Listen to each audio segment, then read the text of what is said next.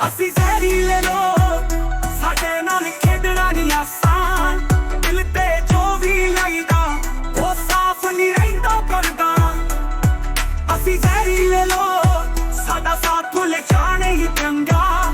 ਜਿਨ੍ਹਾਂ ਨੇ ਪਿਆਰ ਸਾਡੇ ਨਾਲ ਕੀਤਾ ਉਹਨਾਂ ਦਾ ਜੀਵਨ ਹੋਇਆ ਤੰਗ। ਸਾਨੂੰ ਹੰਕਾਰ ਹੈ ਆਪਣੇ, ਤੋੜਾਂ ਪਾਏ ਸਬਕਾਂ ਦਾ। ਜਿਹੜੇ ਸਾਨੂੰ ਸਮਝਣ ਆਏ ਉਹ ਰਾਹੋਂ ਵਿੱਚ ਖਤਮ ਹੁੰਦੇ। ਸਾਡਾ ਇਸ਼ਕ ਵੀ ਇੱਕ ਹਵਾਵਾਂ ਦਾ ਝੂਲ। ਜਿਹੜੇ ਵੀ ਲੱਗੇ ਇਸ ਵਿੱਚ ਉਹ ਹੁੰਦੇ ਬਦਕਿਸਮਤ ਮਸ਼ਹੂਰ। ਅਸੀਂ ਜ਼ਹਿਰੀਲੇ ਲੋਕ,